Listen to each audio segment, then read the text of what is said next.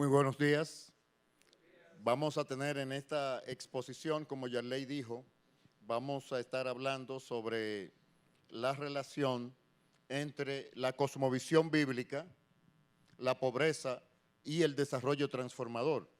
Esta sesión contiene una serie de ideas, muchas de ellas extraídas de un libro que se llama Caminando con los Pobres, de Brian Myers.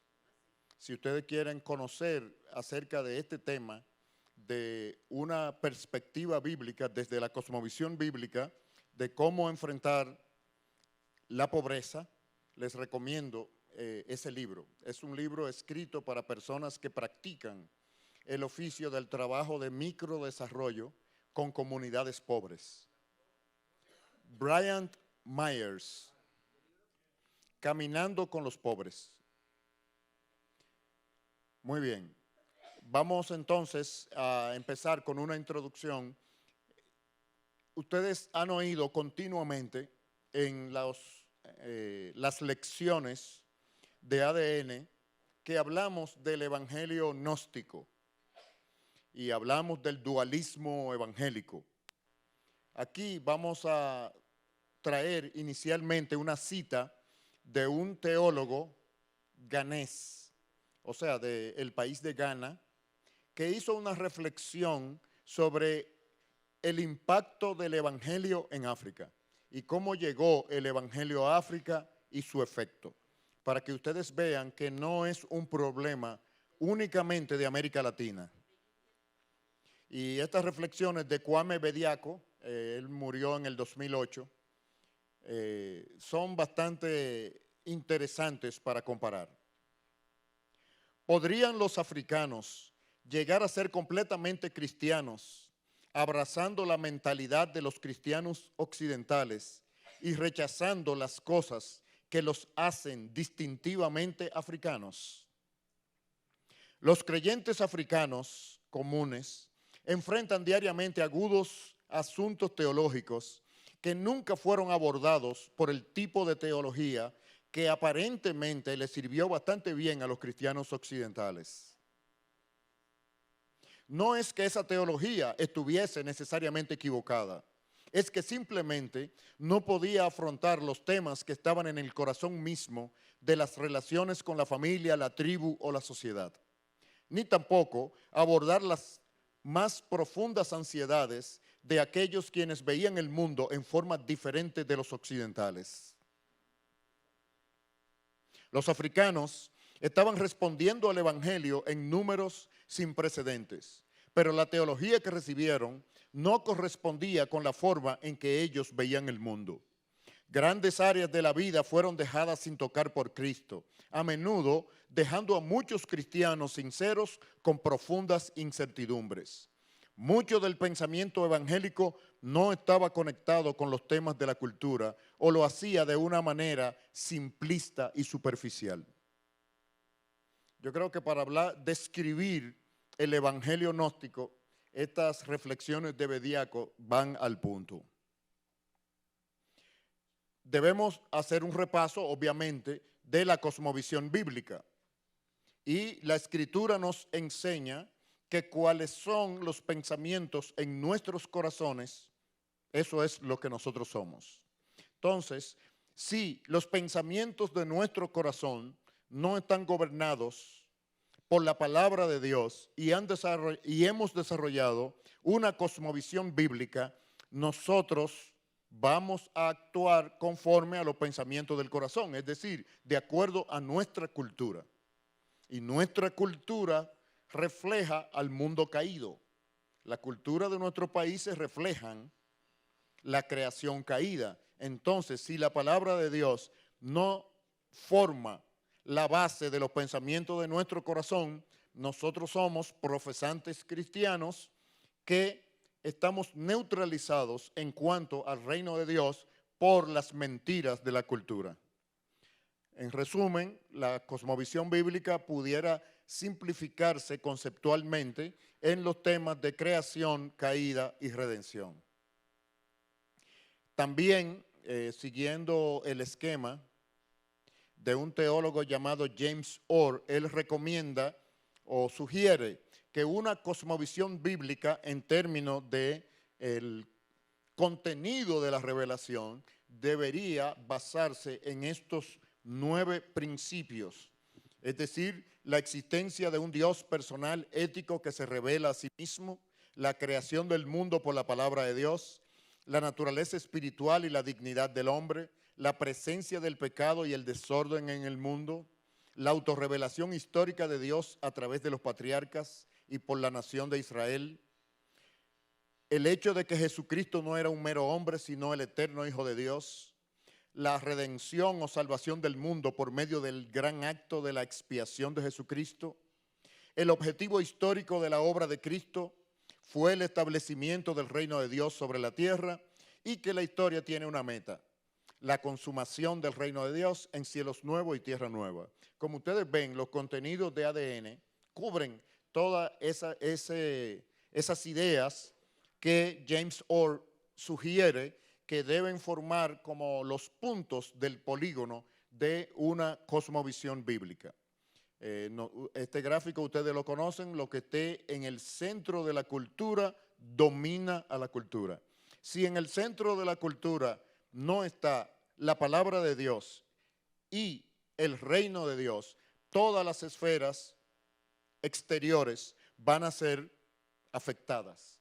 Nuestras naciones no tienen la palabra de Dios en el centro. Entonces, lo que está pasando en nuestras naciones era la crónica de una muerte anunciada, para usar el título del libro.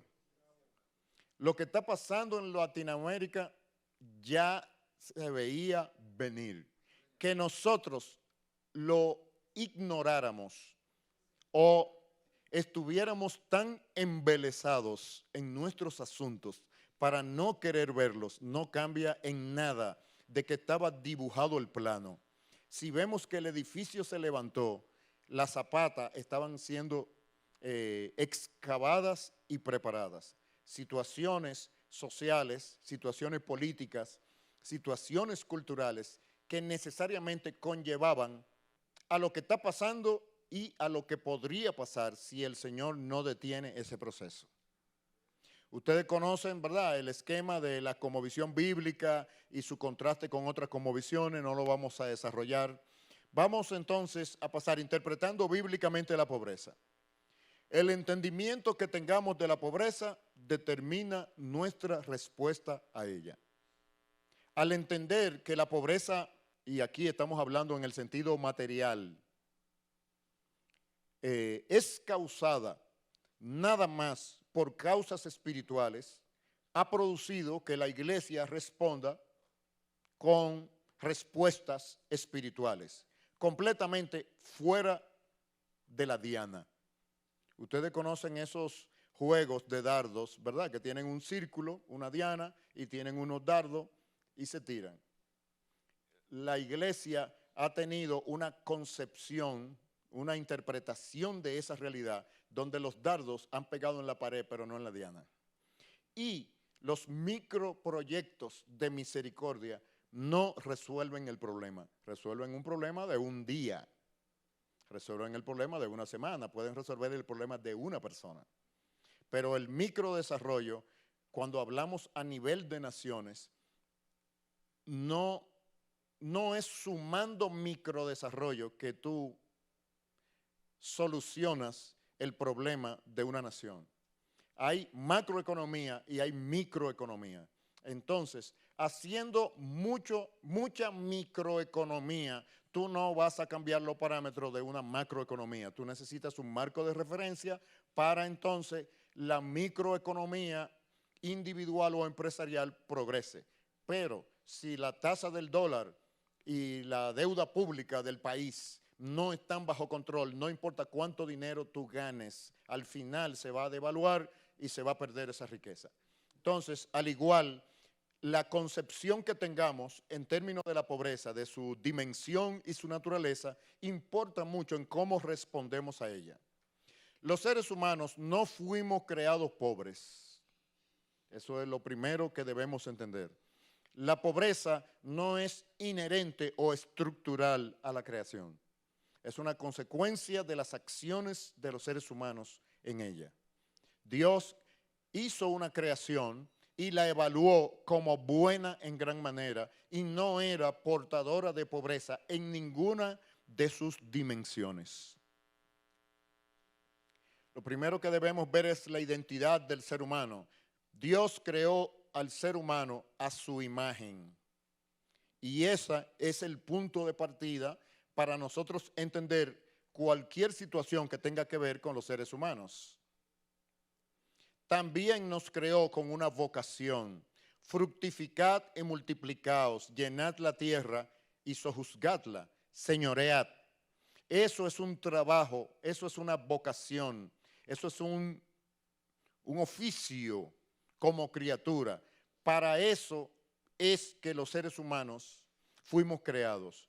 Esa no es nuestra identidad es la imagen de Dios, pero la identidad va muy conectada con la tarea y no pueden ser separadas. La imagen de Dios nos fue dada para un propósito, no simplemente como un lujo. La vocación, el mandato cultural está altamente conectado con la identidad de ser imagen de Dios.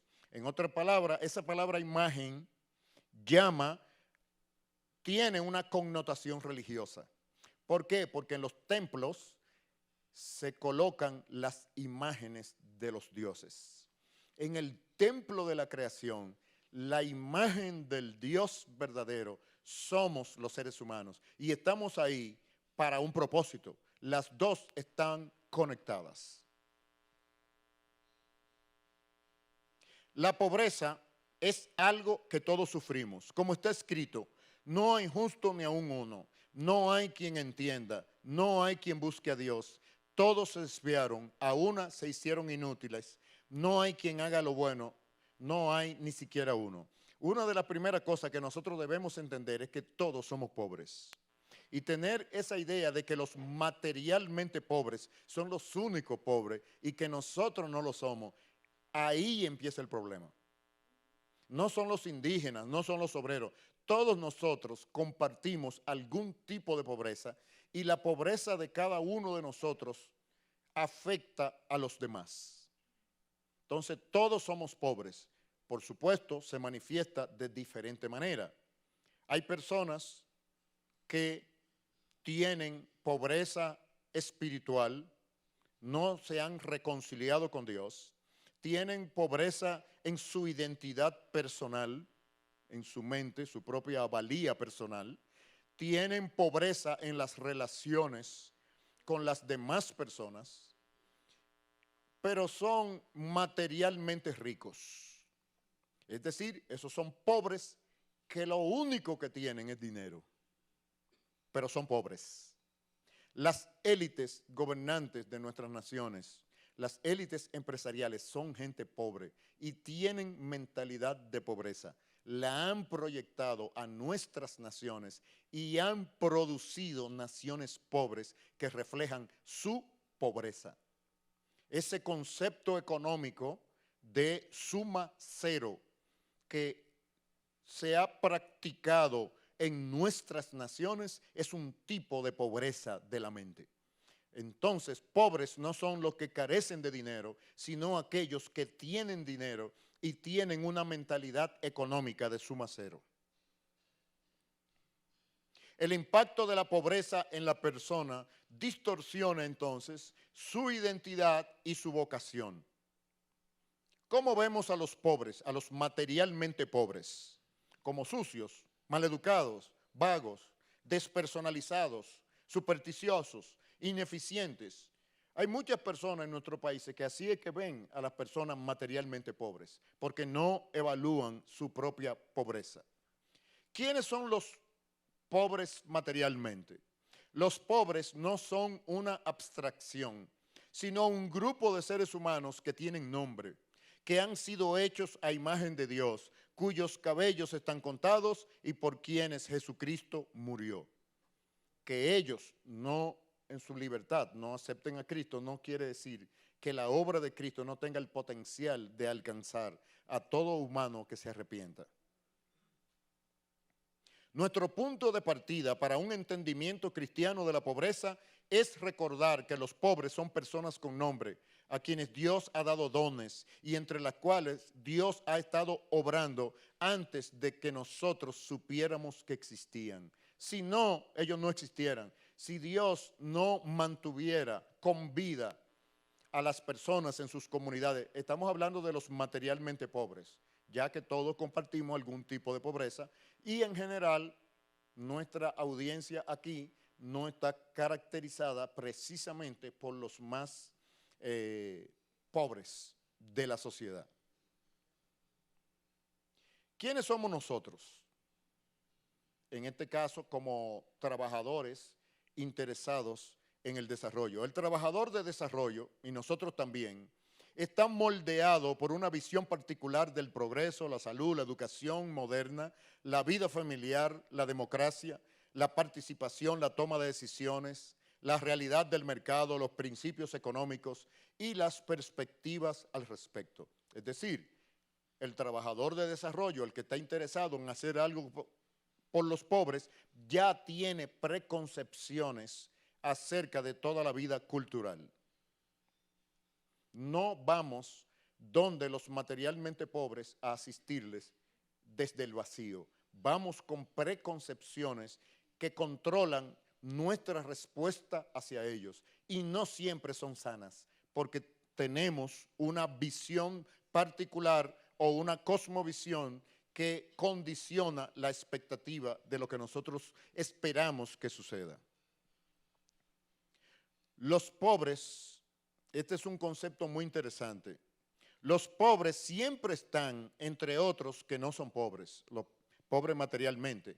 Los no pobres, que en nuestro caso serían las personas de las clases medias altas y altas, los no pobres sufren del mismo tipo de pobreza que los pobres, solo que esta pobreza se expresa de manera opuesta. Cuando los no pobres, o sea, las clases empresariales, el sector privado principalmente, juegan a ser dioses en la vida de otras personas, han dejado de ser quienes son verdaderamente y están asumiendo la función de Dios. Los no pobres, en lugar de comprenderse a sí mismos como mayordomos productivos que trabajan por el bienestar de la comunidad, actúan como si sus dones y su posición fueran suyos por derecho o se los hubieran ganado por mérito propio y como si fueran, por lo tanto, exclusivamente para sí mismos y para su propio bienestar. Eso describe las estructuras socioeconómicas de nuestras naciones. Nuestras naciones están gobernadas por élites que llenan la descripción que Brian Myers hace de los no pobres. Algo interesante es que durante mucho tiempo y estudiando libros de desarrollo, nunca me había topado con ese concepto. Y durante un tiempo estuve reflexionando cómo es que un americano llegó a esa conclusión. O sea, cómo es que Brian Myers, siendo americano, ningún libro de desarrollo habla de los no pobres o de los ricos de las naciones. Siempre habla de cómo solucionar el problema de la pobreza desde la perspectiva de los pobres que necesitan ser sacados de la pobreza, pero nunca de los ricos que hay que sacarlos de la pobreza. ¿Han oído ustedes en las naciones programas para sacar a los ricos de la pobreza? Yo nunca lo había oído. En la literatura técnica del trabajo de desarrollo nunca aparecían. Y por mucho tiempo yo me pregunté cómo es que Myers llegó a una conclusión verdadera. ¿Qué pasa? Ese libro él lo escribió en equipo con los servidores de Visión Mundial en la India. Entonces, eso está reflejando la perspectiva de nuestras naciones, trabajando en equipo con un americano, le hicieron ver que los pobres no están aislados, siempre hay no pobres que le están sacando ventaja. Entonces entendí claro que precisamente en ese trabajo de equipo, y él lo reconoce en el libro, es de donde viene esa idea, porque la literatura de Occidente, cuando habla de los pobres, nunca habla de los opresores de los pobres. No importa que sea cristiana o secular, lo ignora completamente, como si no existieran. En otras palabras, los pobres existen solos. Y la lucha contra la pobreza viene de algún lado, pero nunca se menciona a esa clase de personas que viven junto con los pobres material y que en muchos casos sus decisiones son decisiones jugando a ser Dios en la vida de otras personas, a través del salario, a través de la forma como de sus políticas empresariales, a través de sus políticas de personal, a través de su falta de misericordia en los programas de salud.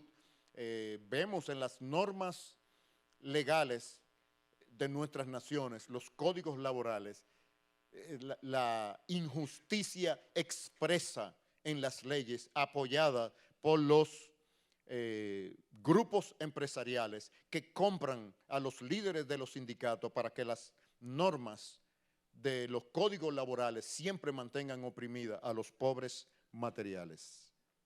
La pobreza es consecuencia de las ideas. Ustedes ya hemos estudiado eso en ADN en múltiples ocasiones. Las naciones no son pobres, producen pobreza.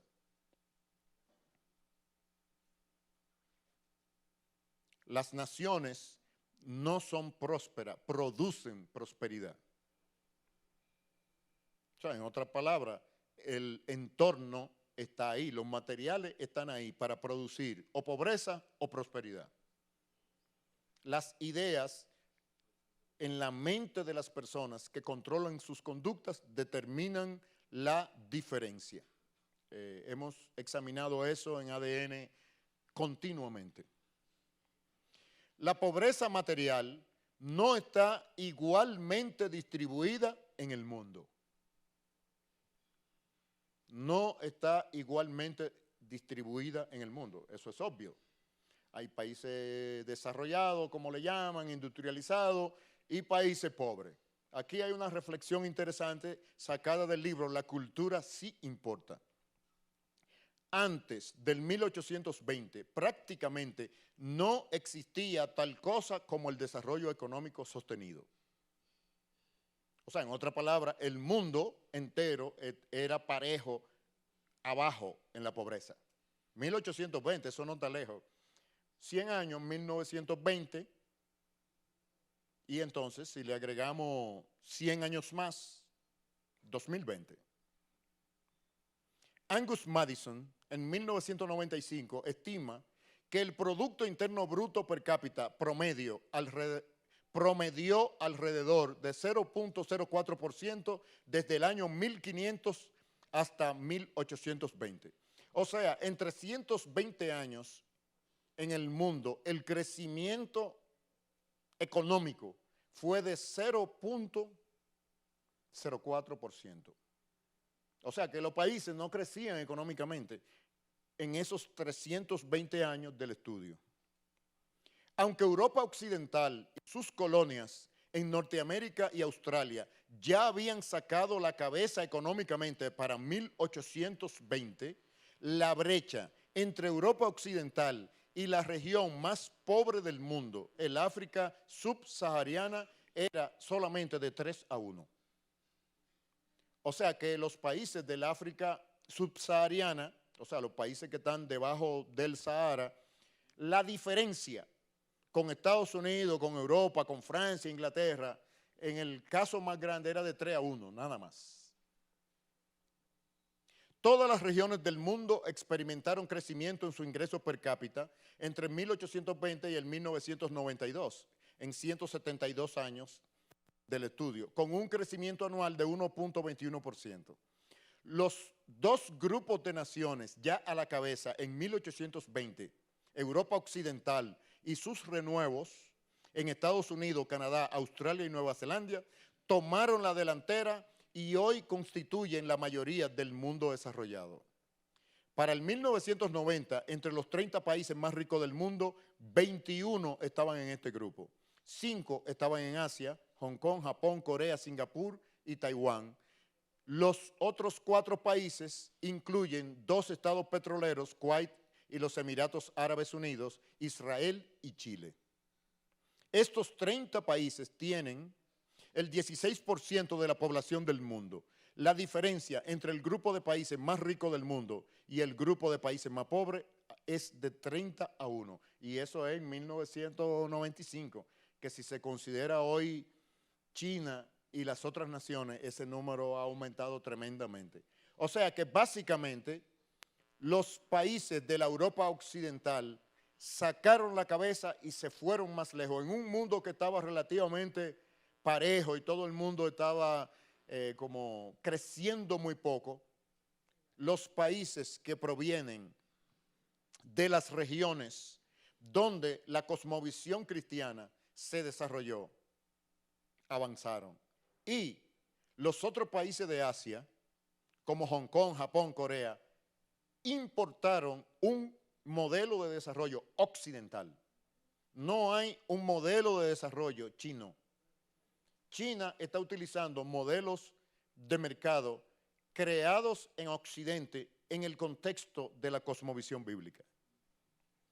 Hemos estudiado a Max Weber y el concepto de la ética protestante del trabajo, sabiendo que son las ideas sobre la productividad y el trabajo lo que hace la diferencia en la prosperidad de las naciones. Y él lo estudió a través de las comunidades reformadas calvinistas en Alemania. Lo que llamó la atención de Weber fue cómo es que las comunidades calvinistas en Alemania se desarrollaban económicamente tan rápido y llegaban a tanto afluencia económica en comparación con las comunidades judías, católicas y luteranas. Le llamó la atención, porque a todo el mundo le llama la atención, vean acá, cómo es que el vecino se hizo rico tan rápido, si crecimos juntos, en el mismo vecindario. Hace 5 años fuimos a la misma escuela y de repente hay que estudiar qué le pasó al vecino, y entonces el otro vecino y el otro vecino, algo está pasando. Eso fue lo que llamó la atención de Weber y que lo hizo articular que existe una ética protestante y que es la base de lo que él llamó el espíritu del capitalismo. ¿Cuál es la naturaleza de la pobreza? La causa fundamental de la pobreza es espiritual: el pecado, la falta de amor a Dios y de amor al prójimo. Tanto a nivel individual como a nivel social y sistémico. Por el hecho de que lo espiritual se ramifique en otros sistemas sociales, no podemos perder de vista cuál es la causa y el origen. Porque nosotros podemos quedarnos en la superestructura de los sistemas, de los efectos, y no ir a la causa fundamental. Y esto también se corresponde con el nivel cósmico. Sabemos que toda la creación fue sujeta a vanidad por causa del pecado de la criatura y su rebeldía contra su creador. La naturaleza fundamental de la pobreza es relacional. Su causa es espiritual, pero su naturaleza es relacional. O sea que pobreza puede ser definida como relaciones injustas que no funcionan como Dios las creó. Si queremos una definición simplificada, la tenemos ahí. Cuando pensamos en las relaciones de la creación, ¿verdad? Relación con uno mismo, su familia, los otros, las relaciones de la creación fueron afectadas por el pecado y eso introduce pobreza dentro de la creación. ¿Qué es la pobreza bíblicamente hablando? Lo contrario de vivir en paz, de vivir en shalom. Una manera de entender qué es pobreza, la falta de shalom. Deuteronomio 28, 1 al 14, describe, por contraste de la pobreza, lo que Dios diseñó para el bienestar de Israel. Recuerden que la nación de Israel es un modelo para nosotros, una maqueta de las intenciones de Dios para todas las naciones. Y cuando Dios dio instrucciones a la nación de Israel para que vivieran en la creación caída, eso no es el cielo, la tierra prometida no estaba en el cielo, no era el Edén, o sea que ya toma en cuenta la creación caída. Acontecerá que si oyeres atentamente la voz de Jehová tu Dios, para guardar y poner por obra todos sus mandamientos que yo te prescribo hoy, también Jehová tu Dios te exaltará sobre todas las naciones de la tierra. Fíjense el propósito que tenía Dios con Israel: llamar la atención del mundo respecto del bienestar que Él le iba a dar a su pueblo. Eso iba a atraer a las naciones. No era porque ellos tuvieran un templo, un tabernáculo, tuvieran una Biblia, la Torá, no. Era más que eso, más que eso. Las consecuencias de la palabra de Dios siendo obedecida. ¿Cuál iba a ser esa consecuencia? Bendiciones en el posicionamiento internacional, bendiciones sobre las actividades de productividad económica, bendiciones de la salud reproductiva y el fruto de los vientres de los humanos y de los animales, bendiciones de su seguridad personal, bendiciones sobre seguridad estratégica militar, bendiciones espirituales, santidad, bendiciones sobre protección climática inclusive. Dios iba a asegurar que lloviera a su tiempo para que ellos cultivaran. Fíjense el alcance y las dimensiones del shalom de Dios para su pueblo Israel, apuntando como modelo para las naciones. Shalom es un concepto que comunica un sentido de felicidad, salud, bienestar, tanto físico como espiritual. Shalom es la manera de vida que caracteriza la relación de pacto entre Dios y su pueblo. En Malaquías 2:5 dice: mi pacto con Israel fue de vida y de paz, de shalom. El pacto de Dios con su pueblo incluye el bienestar social y económico de su pueblo. Frecuentemente pensamos sobre el pacto de Dios con su pueblo como un pacto de salvación espiritual. Sin embargo, la salvación espiritual es solo un aspecto del shalom. Nosotros los evangélicos tenemos un sesgo muy grande y pensamos que la salvación espiritual obviamente es lo máximo. Pero nosotros estamos en el mundo caído todavía. O sea que esa expectativa, para vivir en el mundo caído con la expectativa del otro mundo. Dios no cambió este mundo cuando nosotros nos convertimos. Nosotros hemos tenido un sesgo, un error, un vicio de entendimiento tan grande que es base de las consecuencias de lo que nosotros estamos sufriendo. Shalom incluye la justicia social, la protección a las viudas, a los huérfanos y a los demás dependientes de la sociedad, así como también la lucha contra la explotación, la opresión y la protección a la vida y a la propiedad. Lejos de nuestra concepción de lo que es bendiciones. Nosotros entendemos bendiciones para mí y para los que son como yo, para mi iglesia, para nosotros, para los redimidos. Eso no coincide con el concepto de Dios. Y si no coincide con los conceptos de Dios, entonces los de nosotros coinciden con los conceptos de ¿quién? Shalom significa armonía en todas las relaciones de la creación. Es un concepto mucho más elevado que progreso y desarrollo. El término desarrollo es un término, vamos a decir así, secularizado. Por eso, sustituirlo en nuestras mentes por el concepto bíblico de shalom es más atinado para interpretar la realidad como es. Porque desarrollo como concepto en su acepción técnica no tiene la riqueza y la profundidad de shalom, porque obvia desde su perspectiva secular el concepto espiritual y la relación con Dios. Y cuando los cristianos lo utilizamos, tenemos que tener el cuidado de considerarlo como Agustín de Hipona consideraba el oro egipcio. Agustín de Hipona dijo que el oro que los israelitas sacaron de Egipto se aplicó en el tabernáculo, pero hubo que fundirlo primero. Entonces, el concepto desarrollo, la palabra, hay que fundirla para que sea equivalente a shalom, para que pertenezca a nuestro vocabulario procedente de una cosmovisión bíblica. Hay que hacerle ese trabajo de fundición y volverlo a moldear. ¿Perdón? El del oro egipcio.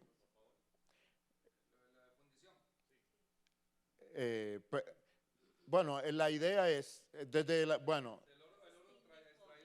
sí, porque ustedes saben que en la narrativa del libro del Éxodo, los egipcios se desprendieron de grandes cantidades de oro y se lo entregaron. Pero no fue que los asaltaron, ellos voluntariamente se lo dieron. Exactamente. Ajá, entonces Agustín de Hipona usa eso como una ilustración de que ese oro fue el mismo oro que se usó en el tabernáculo, pero hubo que fundirlo. Así que las ideas que provienen de las cosmovisiones seculares, cuando los cristianos la vayamos a utilizar, tenemos que fundirla igual que el oro de Egipto. No quiere decir que no usemos la palabra desarrollo, pero con el significado de shalom, porque si no, estamos usando el oro egipcio, sacrificado y moldeado para los dioses de Egipto en el tabernáculo de Dios. No cabe, no va. Igual, en nuestro vocabulario, desde una cosmovisión bíblica para el desarrollo, no podemos estar usando el mismo concepto de desarrollo sostenible de las Naciones Unidas. Eso es oro egipcio. El concepto que Naciones Unidas y las organizaciones internacionales nos hablan de naciones de los pueblos, eso es oro egipcio. Eso no constituye la realidad de sabiduría respecto de la pobreza, a menos que no sea fundido y reexpresado bajo el concepto y los términos bíblicos como shalom. En Juan 10:10 nos enseña el Señor: yo he venido para que tengan vida y para que la tengan en abundancia. Esa idea de que la vida en abundancia es nada más en el otro mundo es una idea pagana, no es bíblica. Es una idea evangélica. Por lo tanto, la idea evangélica es una idea pagana. La idea de nosotros es una idea pagana, griega, no hebrea.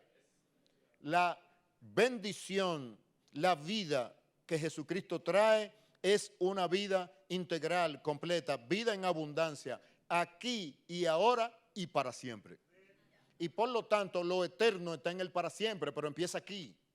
Y nosotros cuando evangelizamos le decimos, acepta a Cristo y la vida eterna empieza ahora mismo. Sí, sí empieza ahora mismo. ¿Por qué el shalom no empieza ahora mismo? Porque no sabemos, porque hemos sido gnósticos griegos. Las relaciones de la creación se expresan en sistemas sociales, ¿verdad? Las diferentes relaciones. El sistema personal, el sistema biofísico, el sistema social, el sistema cultural, el sistema espiritual religioso. En una sociedad, todos esos subsistemas interactúan y producen el estado general de la sociedad. Entonces, la sociedad tiene muchos sistemas con lo materialmente pobre crucificado en el medio. El sistema cultural, todos esos subsistemas de la sociedad, incluyendo las iglesias católica y evangélica en nuestro medio, son factores que contribuyen a la pobreza de nuestras naciones. Sin quererlo, la iglesia evangélica es socia de la pobreza de nuestras naciones. Y a menos que no arregle eso, sigue siendo un socio que recibe los beneficios de la pobreza de la gente. La pobreza se crea y se mantiene a través de sistemas sociales. Un ejemplo bíblico de eso, Ezequiel 22, 23 al 29. Observen en la revelación de Dios cómo funcionó la pobreza y decadencia de la nación de Israel para darnos un modelo para entender la pobreza en nuestras naciones. A través de los profetas, sacerdotes, príncipes y el pueblo de la tierra que oprimía a los débiles. En ese pasaje ustedes van a ver que profetas corruptos, sacerdotes corruptos, gobernantes corruptos, daba como resultado un pueblo y una gente corrupta. En nuestros países no son los políticos los que son corruptos. La nación entera es corrupta. Hay corrupción en los de arriba y hay corrupción en los de abajo. No es verdad que los pobres materialmente, los indígenas, son unos santos. Son tan corruptos y tan mala clase como los de arriba. Vino a mí palabra de Jehová diciendo, hijo de hombre, di a ella, tú no eres tierra limpia, ni rociada con lluvia en el día del furor. Hay conjuración de sus profetas en medio de ella, como león rugiente que arrebata presa. Devoraron almas, tomaron haciendas y honra, multiplicaron sus viudas en medio de ella.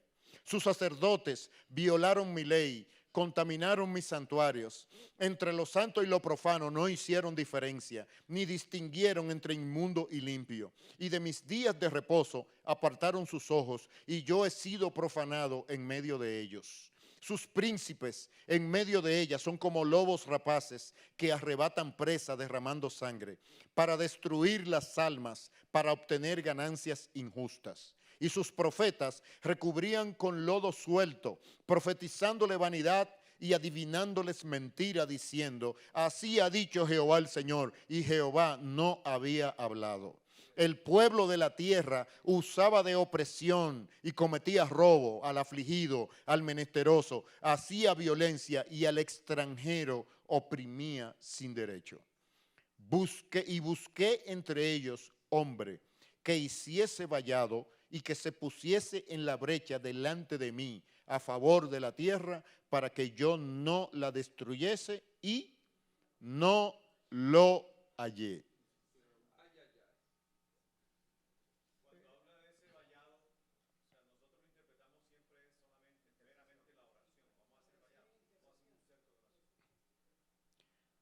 Porque somos gnósticos, porque somos paganos. Bíblicamente no. Bíblicamente es los humanos, los justos en una sociedad, son sacerdotes de esa sociedad. Dios detiene el juicio de una sociedad por amor a los justos que están ahí. Eso es lo que está diciendo. Dios lo que dice, consíganme uno. O sea que aquí Él se está transando por una cuota más baja que la de Sodoma. En Sodoma Él se transó por 10. Aquí es uno. Consígueme uno. Claro, es un lenguaje hiperbólico. En Israel debían haber algunos, pero Él lo que está queriendo decir, la cantidad de justos, de convertidos reales que hay ahí, no me convence.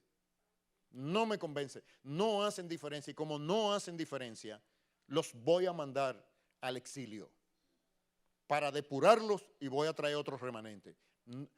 No hay suficientes justos para yo dejar pasar el pecado que ahora tiene la nación.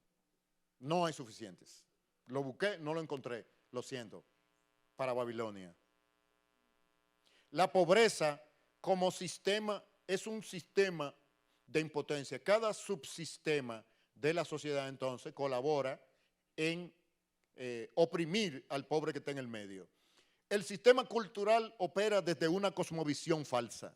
El sistema socioeconómico mantiene cautivos a los pobres, o sea, mantiene cautivo a los pobres por parte de los no pobres, es decir, de la clase empresarial.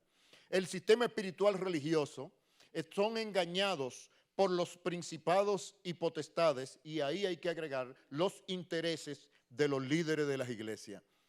El sistema personal provoca en la mente de las masas una identidad dañada y físicamente, debido a una mala alimentación y sistemas de salud pobres, la mente y el cuerpo son débiles, no hay capacidad productiva.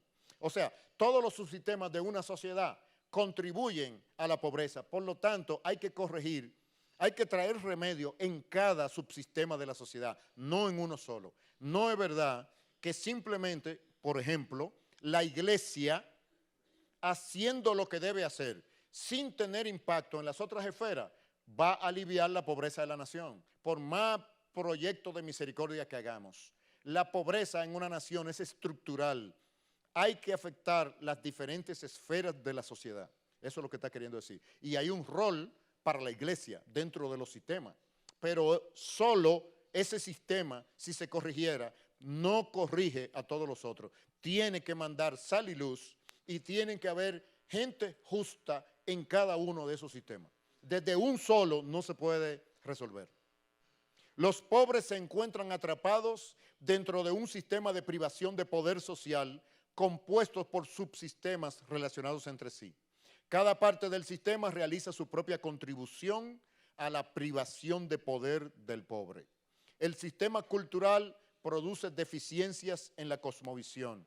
El sistema socioeconómico, exclusión social, económica, explotación. El sistema espiritual religioso produce engaño a nivel espiritual individual y de las estructuras sociales.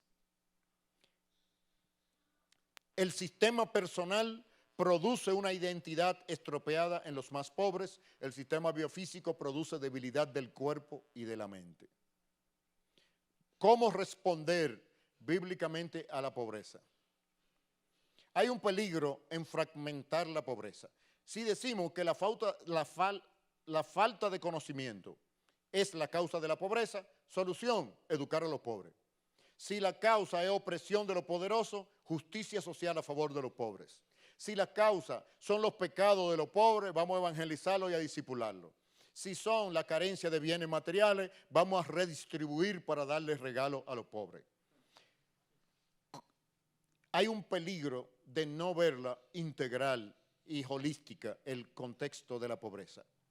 La identidad del pobre es distorsionada y se mantiene distorsionada por una maraña de mentiras que los atrapa de manera mucho más fuertes e insidiosas que las ataduras físicas o las limitaciones materiales. Esa es la contribución de ADN para nosotros entender la pobreza. Es a nivel de la cosmovisión, es a nivel de las ideas. Y las ideas de pobreza son más fuertes que la falta de dinero. Porque aunque te den dinero, tú no sales de la pobreza, sigue atrapado, porque la pobreza está en tu mente, no afuera. Pero hay una buena noticia. Por medio de Jesucristo podemos ser librados de la esclavitud del pecado y caminar hacia la transformación del reino de Dios. Conoceréis la verdad y la verdad os hará libre. ¿Pero libre de qué? Nosotros hemos entendido que es libre del pecado y de la condenación en el infierno.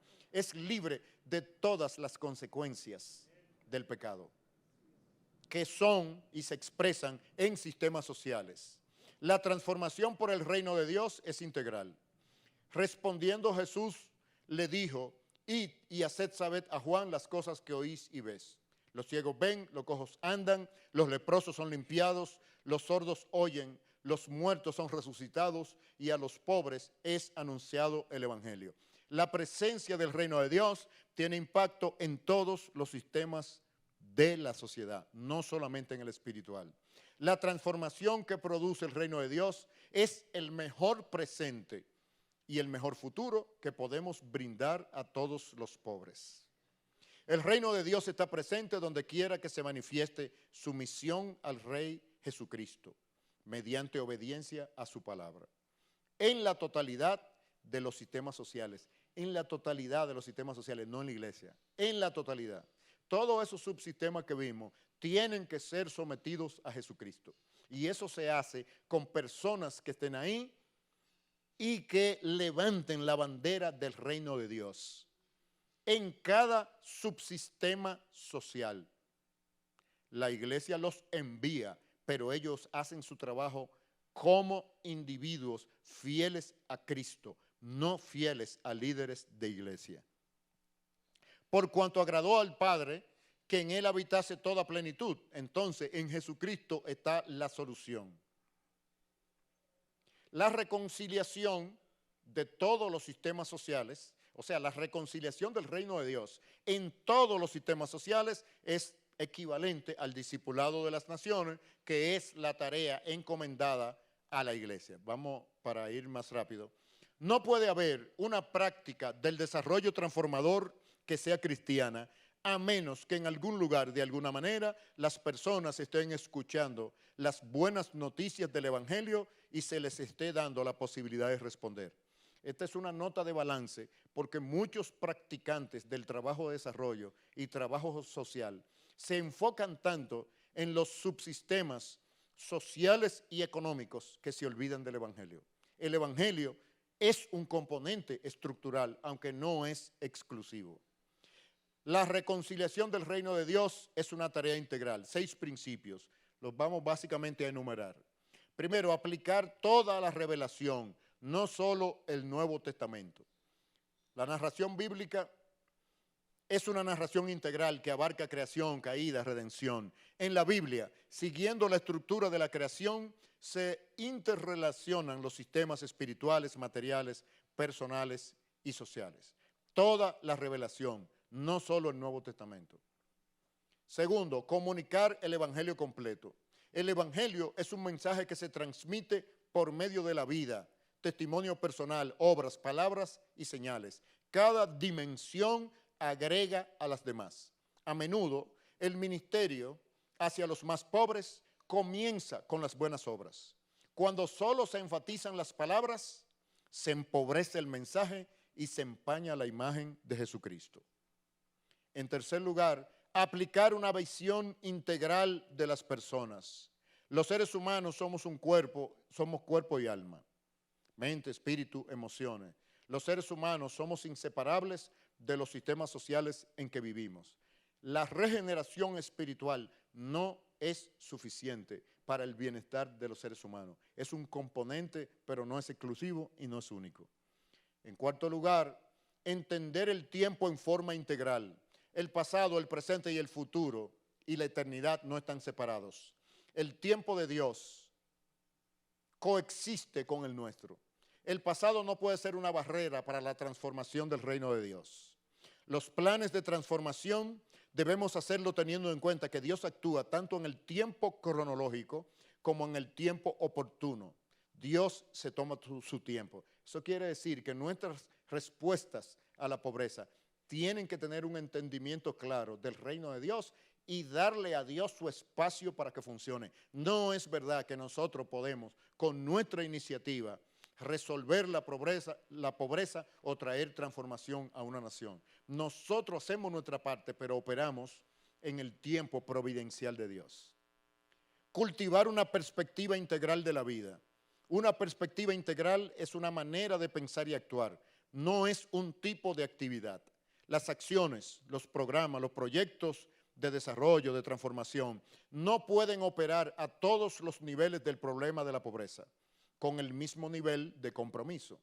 Es fundamental que nosotros mismos, al igual que las personas a las cuales servimos, los pobres y los no pobres, descubran a través de las acciones de los programas o proyectos su identidad y su vocación.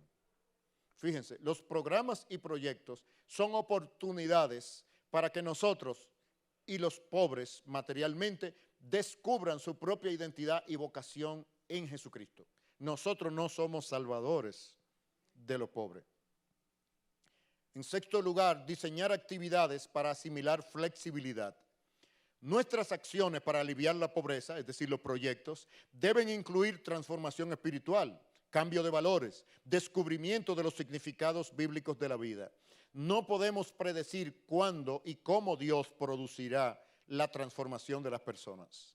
Debemos poder adaptarnos lo más posible a la providencia de Dios a medida que servimos. Debemos tener cuidado con prometer impacto de transformación en tiempos y con métodos específicos, que es una tendencia secularizada muy grande de Naciones Unidas, de las organizaciones que le prometen a los pobres que va a haber transformación, por ejemplo, que el mundo para el 2030 será un mundo con desarrollo sostenible como lo propone Naciones Unidas. Lo que Naciones Unidas no dice es que ese esquema de desarrollo que ellos proponen es el esquema para tener dominio mundial de una élite a través de Naciones Unidas. El reino de Dios está presente donde quiera que se manifieste su misión al Rey Jesucristo por la obediencia a su palabra. ¿Dónde? En la totalidad de nuestros sistemas sociales. Entonces, para finalizar, una pregunta de reflexión. ¿Proveemos el desarrollo procurando la justicia, sirviendo al pobre, al enfermo, al desnudo, al hambriento y al oprimido, porque esto nos da la oportunidad de predicarles el evangelio, o es procurar la justicia, sirviendo en el nombre de Cristo, al pobre, al enfermo, al desnudo, al hambriento y al oprimido, en sí mismo la buena noticia. Muy bien. ¿Preguntas? Sí, Agustín.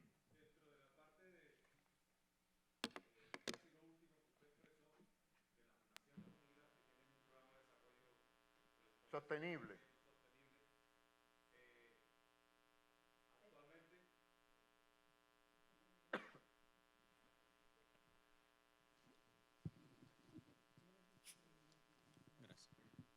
Sí, sí. Dentro de la propuesta que tiene Naciones Unidas de que para 2020 y 30 ahora, ellos dicen que habrá una prosperidad sostenible para todas las naciones, sabiendo nosotros Pero, pregunto, ahora mismo se ha abierto una posibilidad de, como quien dice, empoderar a algunos a través del sistema abierto de la moneda virtual para, no digamos, alcanzar esas riquezas allá, pero los que, por lo menos yo personalmente estoy investigando bastante y entrando en ese mundo, en ese campo, para lograr algo y enseñar así también al pueblo cómo es que se va a hacer lo que viene, cómo es que se van a hacer la riqueza ahora que viene. ¿Estoy ahí en lo correcto o cómo es la cosa? Bueno, hay que darle una lectura. Otra vez, tenemos que actuar como hijos de Isaacar. Los sistemas supranacionales, como Naciones Unidas, FMI, Banco Mundial, etcétera, son instituciones gobernadas por un grupo de gente para asegurar sus intereses. Por lo tanto, cualquier cosa que venga de ellos, aunque sea buena, hay que hacerle como al oro egipcio. La intención aparente es buena. Si ustedes estudian el desastre de la Segunda Guerra Mundial, el mundo debería hacer todo lo posible para no volver a pasar por algo así. O sea que tiene sentido que se organicen organizaciones supranacionales para minimizar esa tensión entre las naciones y no vuelva a ocurrir algo de las dimensiones de lo que ocurrió a partir de 1940. Ahora, ¿cuál es el problema? Que los que están promoviendo esa solución tienen sus intereses muy definidos y los que están utilizando a las naciones para convertirla en un negocio global.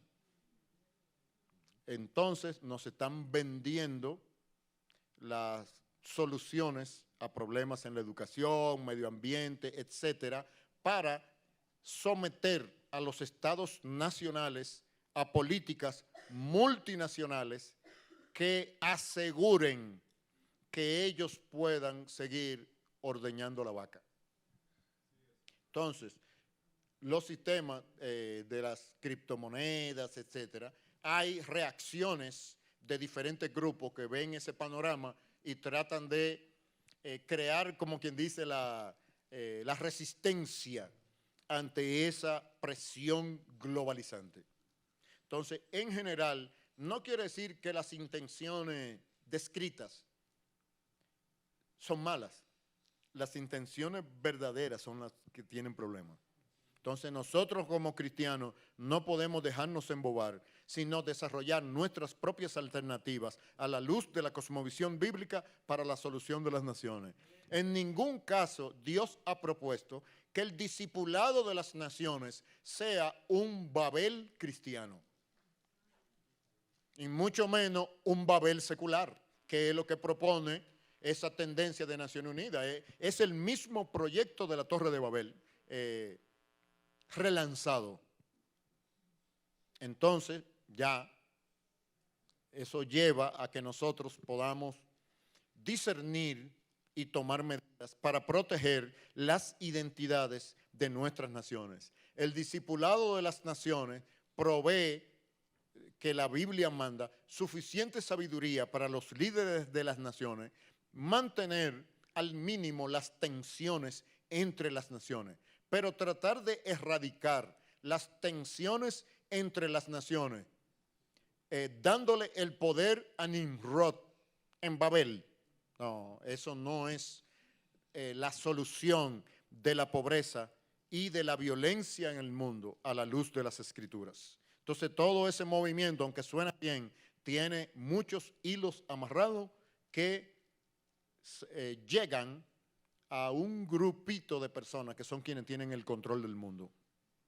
El control material del mundo. El control del mundo lo tiene Jesucristo, pero Él deja que corran y hagan lo de ellos, porque Él tiene también a su gente haciendo lo de ellos, y al final va a decir, corte de la película, como dicen los directores, corte de audio y video, corte, así mismo va a decir el corte, y se va a aparecer para ya terminar el drama de la historia humana. ¿Otra pregunta?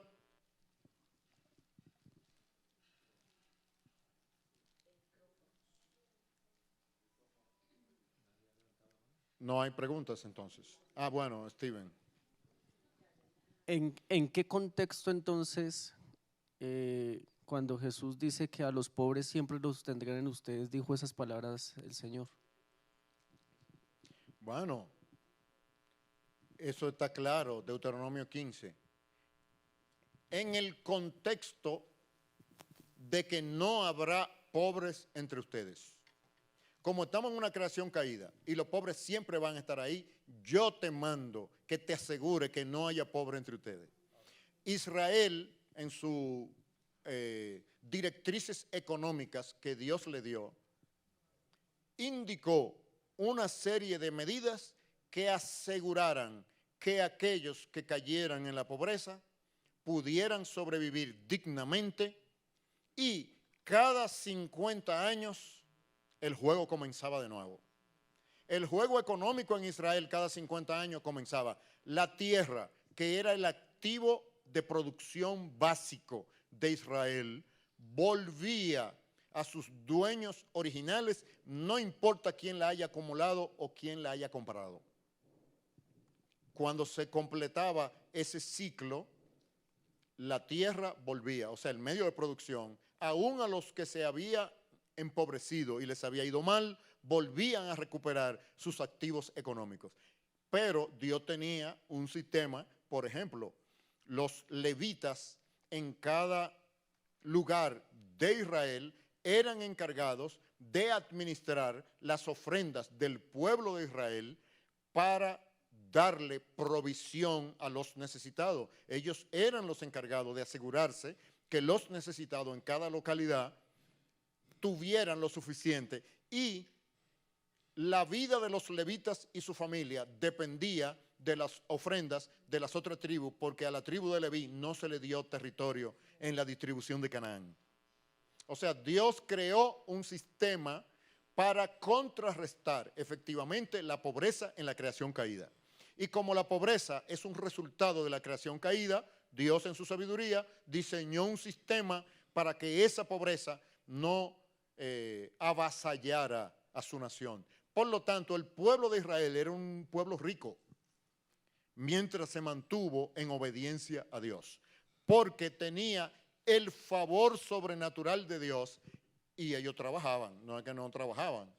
O sea, esa tierra de donde fluía leche y miel, esa leche y esa miel había que producirla.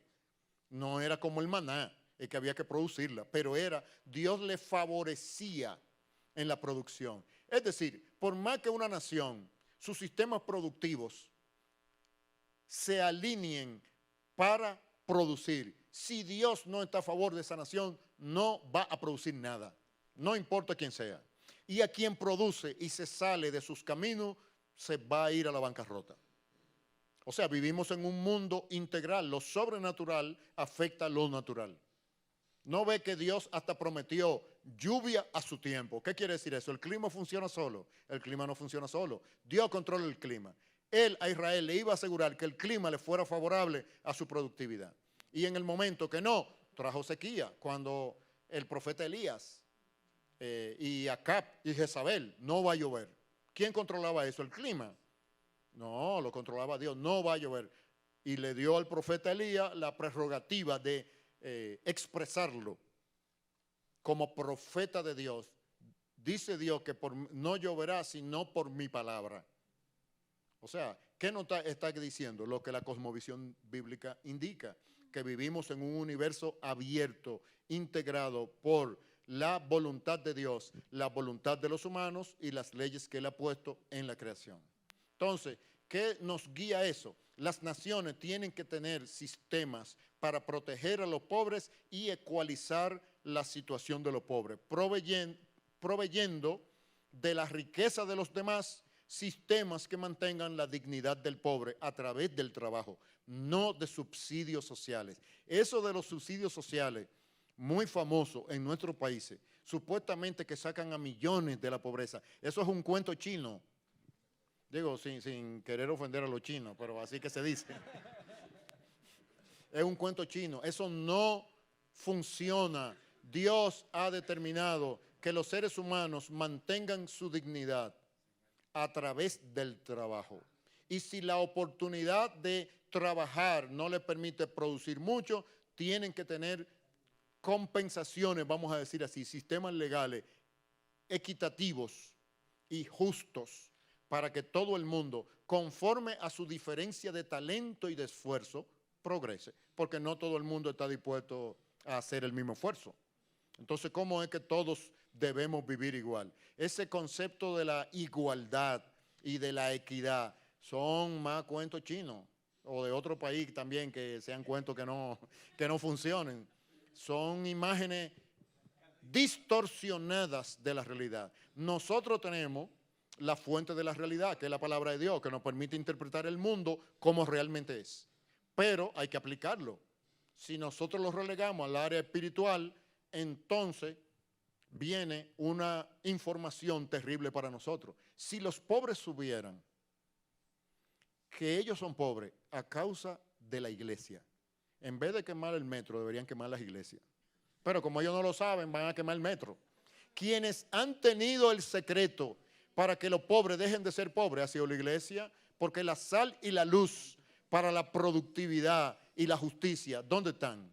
Emanan de la palabra de Dios. ¿Y cuál es la única institución que elabora esa palabra y la proyecta al resto de la comunidad?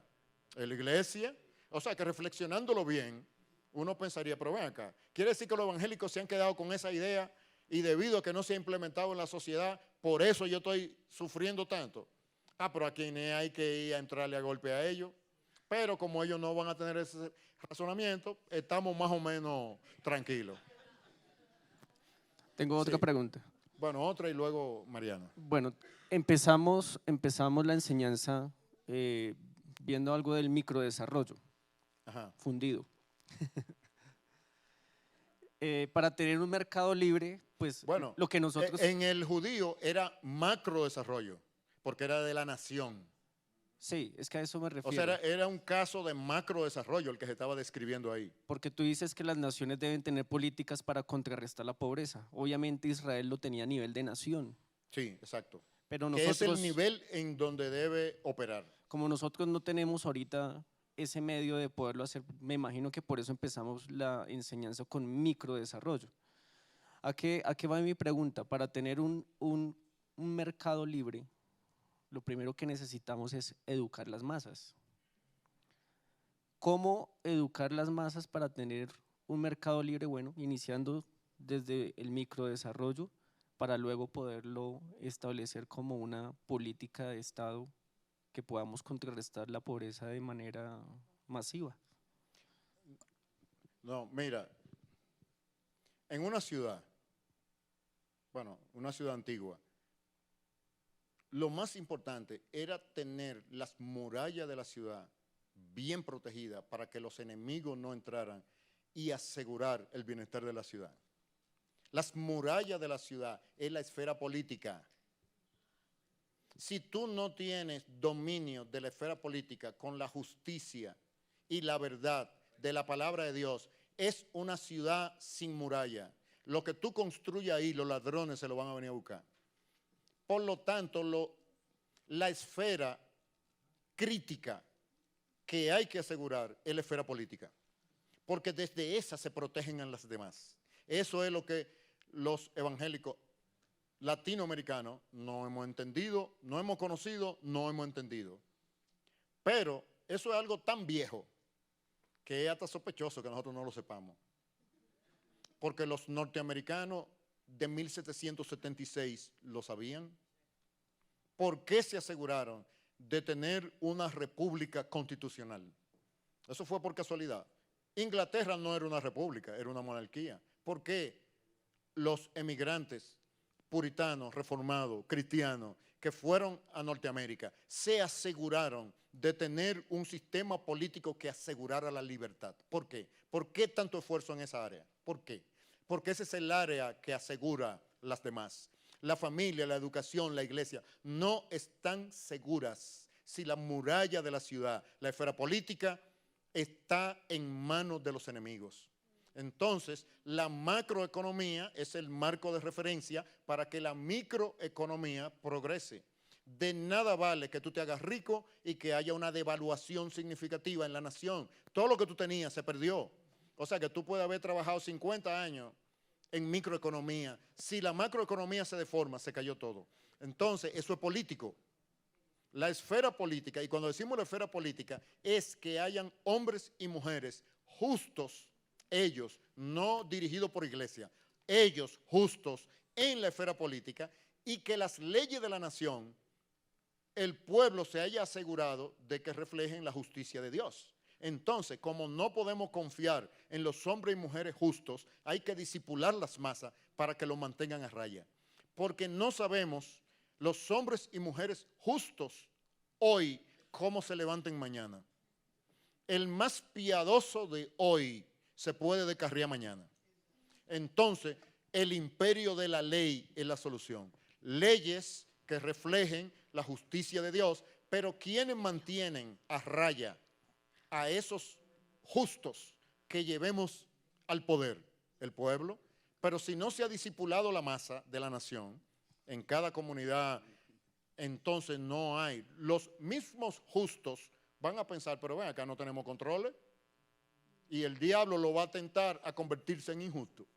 Aunque después que lo metan a la cárcel vuelvan y se arrepientan y vuelvan al camino del Señor después de haber sido corrupto.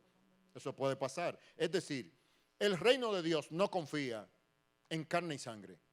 Por eso hay que hacer pactos en las constituciones que reflejen la justicia y todo el mundo bajo la ley, los impíos y los cristianos.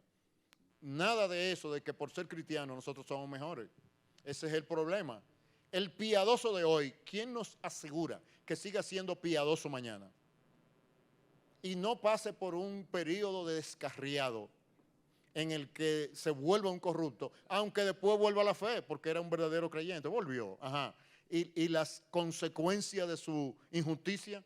Entonces, con la sabiduría bíblica, ¿qué hicieron nuestros hermanos de generación antepasado? No. El imperio de la ley. Todo el mundo bajo la ley, pero leyes diseñadas en base a la justicia de Dios, no la trampa de élites diseñada por las élites para asegurar su poder y para que nadie de abajo suba, que es las estructuras económicas de Latinoamérica. En todos los países latinoamericanos, el de abajo le cuesta mucho subir, porque todos los sistemas están diseñados para que no suba. ¿Quién los diseñó así? ¿Solos se diseñaron? No, lo diseñaron las élites para no perder su hegemonía. Eso es lo que llamamos en los estudios de ADN la economía de suma cero. Sí, Mariana tenía una pregunta. Sí, ajá. Bajo esto que estás diciendo, obviamente es atacar por así decirlo, desde diferentes frentes, ¿no? Hablando, por ejemplo, del discipulado de los empresarios, que no hay, ¿no? O sea, en las iglesias lo único que se hace es, el empresario es el que tiene dinero y lo único que puede aportar es dinero. Pero obviamente pues no es un empresario discipulado, ¿no? O sea, nadie nos dice cómo hacer negocios en la iglesia, nadie nos dice los principios bíblicos para la prosperidad incluso de nuestras empresas. Entonces, ¿qué podrías decir o qué libros o qué materiales has encontrado para poder discipular empresarios que sean obviamente con la cosmovisión bíblica? O sea, desde cómo tratar a los empleados con justicia, o sea, todo eso. ¿Hay algún material que ya tenga algo de eso o libros que puedas recomendar para empezar a desarrollar algo? Sí. Bueno, o sea, a tu pregunta, primero, en el siglo XXI que estamos, la pregunta de que si algo se ha creado para eso, olvídate, seguro que sí.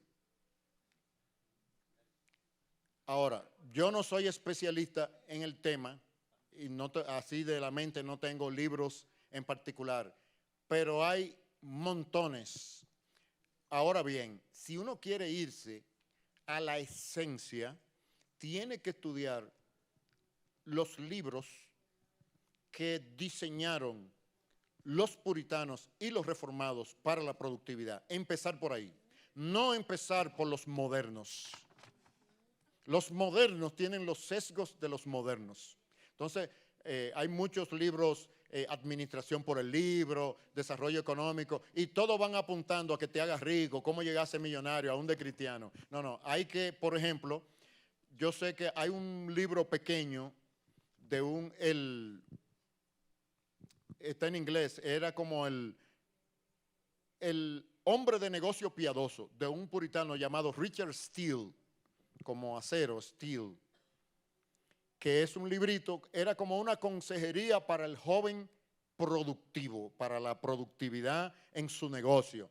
Es decir, estudiar la perspectiva de desarrollo económico de los puritanos, porque ellos eran muy bíblicos y se centraban en deducir su sabiduría para cada actividad de la Biblia. A partir de ahí, entonces uno va buscando literatura más moderna, pero hay que ir a las fuentes, por lo menos a una generación que demostró estar en la cosa respecto de cómo es que se debe producir desde una cosmovisión cristiana. Pero, bueno, yo tengo algunos libros, pero ahora no me vienen a la mente, la mayoría están en inglés. En español no recuerdo ninguno, pero como tema de estudio yo lo iniciaría ahí.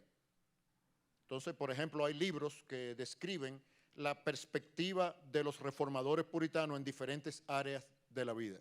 Hay un libro que también resulta como punto de partida que se llama Los Santos Terrenales. Las perspectivas de los puritanos sobre la vida, en todos los campos, sobre la iglesia, sobre la familia, sobre la economía, sobre el trabajo. No sé si está en español, se llama Worldly Saints. Sería traducido como santos terrenales.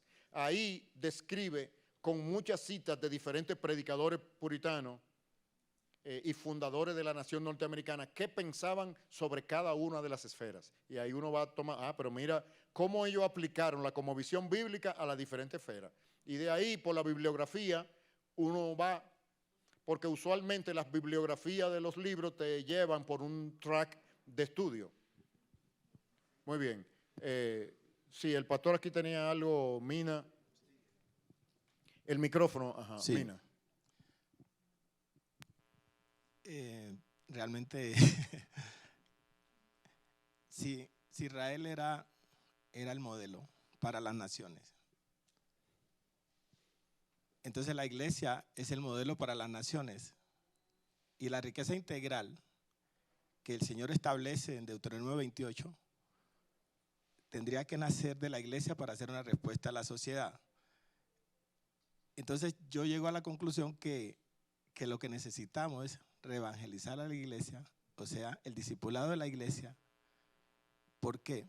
Porque si nosotros perdimos el rumbo de nuestra tarea para hacer respuesta a la sociedad, mientras no volvamos al origen, no podemos hacer respuesta afuera. Y lo que usted hacía el paralelo, que si la gente supiera que la causa de la pobreza, como se está dando afuera, fuéramos nosotros éramos los primeros que teníamos que caer, Entonces quiere decir que esta es una mirada a nosotros y esta es un llamado de atención a todos nosotros a que miremos por dentro porque nos desviamos del diseño. Claro, eso es lo que quiere decir sal y luz. ¿Cuál es el llamado de nosotros? Vosotros sois la sal de la tierra, vosotros sois la luz del mundo. ¿Qué es lo que el Señor está queriendo decir? Lo que se vaya a hacer bueno en una nación tiene que provenir de ustedes. Ahora no se queden ustedes. No se queden ustedes. La iglesia fertiliza a la comunidad se expande en la nación. Pero cuando se expande en la nación, la iglesia no puede reclamar derecho de autor del bienestar de la nación. Decir, como nosotros fuimos la sal y la luz que la produjimos, 50% de la riqueza le pertenece a la iglesia. No, es un truco, ¿qué pasa? No es así, porque está hablando de la iglesia como en las personas. Entonces, las personas formamos parte de los sistemas sociales. Todo lo que emana la sal y la luz de la iglesia es de las personas de la iglesia, no de la institución de la iglesia. Y las personas de la iglesia somos parte de todos los sistemas sociales. En ese sentido, lo que Dios inyecta por la iglesia, ¿verdad? Como cuando te inyectan en una vena, pasa a todo el sistema del cuerpo, no se queda en el brazo. ¿De qué sirve una medicina intravenosa en el brazo nada más? No llega al cuerpo, no te hace nada. Entonces, Dios introduce a través de las comunidades de iglesia la sal y la luz que debes fluir, porque ese es el punto de la vena donde inyecta la sal y la luz, la iglesia, pero eso tiene que ir al sistema circulatorio de la nación completa. Entonces, a partir de ahí es que se produce el bienestar, la bendición para la nación completa. Pero cuando se produzca para la nación completa, la iglesia no puede venir a decir que es de nosotros. Como Israel debía ser luz para las naciones. ¿Qué hizo Israel? Que se segmentó religiosamente, socialmente y económicamente y se quedó con lo que era para las naciones. Es como un mensajero de la compañía que tú lo mandas a hacer un depósito y en vez de hacer el depósito se coge el dinero. Eso fue lo que hizo Israel. Entonces Dios le dijo, pero ven acá, ese no fue el trato. Entonces, como ese no fue el trato, lo siento, Babilonia. Y de allá, recuerden una cosa, de Babilonia no volvieron todos los deportados. Volvió un segmento, muchos decidieron quedarse en Babilonia. O sea que en las generaciones de la cultura de Babilonia, de Irak y de Irán, hay mucha simiente semita de gente que se quedaron allá. Los que volvieron con Esdras, Nehemías, Zorobabel, no fue todo el contingente que fue llevado cautivo. Entonces, en ese sentido, ¿qué vemos? Que Dios los depuró porque no cumplieron el propósito. El propósito de Israel, Dios lo llamó para hacer luz a las naciones. Dios no tiene favoritismo étnico. Él llamó a Abraham para que en ti y tus simientes sean benditas todas las familias de la tierra. Dios levanta nuestras iglesias para que toda la nación sea bendecida. Si toda la nación no es bendecida a través de nuestras iglesias, estamos en el mismo track de Israel. Ahí mismo, nada más cortico, ahí mismo. Entonces, el reto político de esa esfera política es el reto de nuestro de el reto, sí, como meta o como objetivo, teniendo en cuenta que los subsistemas que hay tienen que ser afectados para poder hacer el macro. Entonces, nosotros no tenemos retorno, la esfera política tenemos que tomarla, tenemos que ir allá. No. Eso de tomarla sí. Suena como a la marcha y los movimientos. No es que ahora los evangélicos, cuando se vayan los indígenas y la cuestión, ahora vamos a convocar a los evangélicos para... No se trata de eso. El método es diferente. El método del reino fertiliza el corazón de las personas y fabrica un tipo de persona que no le tienen miedo a nadie y que su lealtad no está en carne y sangre. Ese tipo de gente es el que trae las transformaciones. Y cuando tú tienes un abogado con esa mente, Ningún pastor tiene que decirle que introduzca reforma y que se postule para ser político. Dios se lo dijo y él usa todo lo que sea. Y así se levanta otro, un empresario. No es que Dios me dijo, no es que el pastor me dijo que establezca políticas de personal justas en mi empresa. Tiene que ser una empresa justa. Y si Dios lo prospera, los otros van a comenzar a imitarlo. Cuando salga y se gane el premio del mejor lugar para trabajar en Colombia, todo el mundo va a venir a ver cuáles son las políticas de personal que tú tienes. Y los otros van a estar mirando. Todo el mundo quiere trabajar en esa empresa. Todo el mundo está solicitando. Los otros empresarios van a ver, oye, espérate, hay que copiar el modelo de don fulano. Porque don fulano se gana los premios de mejor lugar para trabajar y todo el mercado laboral quiere trabajar ahí. Y así en cada esfera, presentadores de televisión, artistas. Pero ese tipo de gente hay que fabricarlo y enviarlo. O sea que son misioneros en el campo de la sociedad. Ese es el trabajo de la iglesia. No es adjudicarse propiedad de esos frutos. No, profesor, es que me tiene inquieto algo desde una intervención que usted hizo ayer referente a cuando llegan estos conquistadores a nuestra preciosa América, concretamente, bueno, aquí estuve en Colombia también, por supuesto. Entonces ellos llegan y vienen de una república, vienen de lo que se ha establecido con los puritanos, todo esto, vienen de Inglaterra. Entonces, o sea, los misioneros. Sí, los misioneros, bueno. Pero entonces ellos vienen con una estructura de república, vienen acá. Mi pregunta es, ¿con qué fue que se encontraron? Porque es que usted empezó su intervención diciéndolo. O sea, esto es crónica de una muerte anunciada, esto ya se veía venir. Entonces, ¿con qué fue que se encontraron ellos que no continuaron con esas enseñanzas de reino tan importantes? Esto sería otra nación. ¿Con qué fue que encontraron? ¿Qué estilo de gobierno? Es decir, yo antes de leerme todo esto, yo me tengo que ir a la historia, yo me voy a meter en la historia fuerte, voy a tener que mirar un montón de cosas para poder contextualizar todo esto.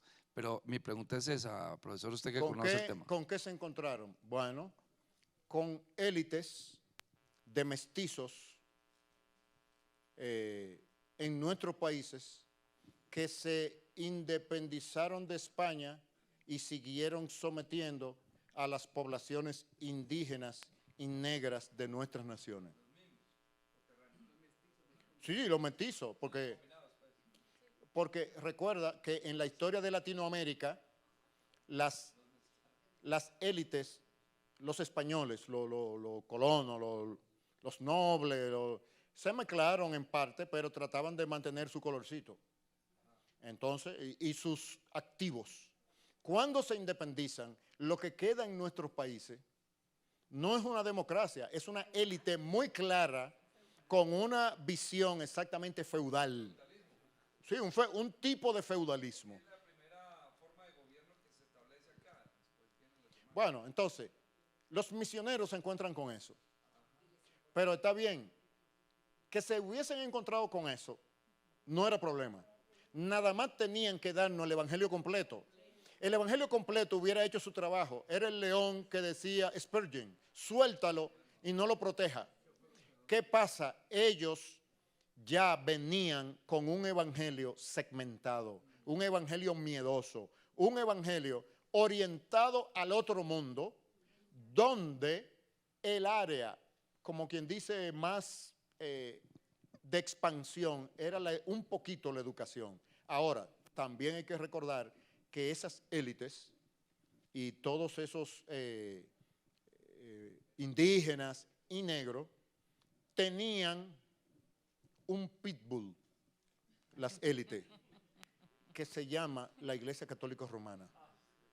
O sea, los misioneros no se encontraron nada más con esa élite económica y política, sino que tenían al lado un pitbull entrenado que vigilaba que esos subsistemas no cayeran en manos de lo que es evangélico. Primero, le hicieron resistencia, oposición y en muchos casos persecución, quema de vida, todo. Y cuando ya no se pudo, protegieron, le echaron mano a todos los sistemas.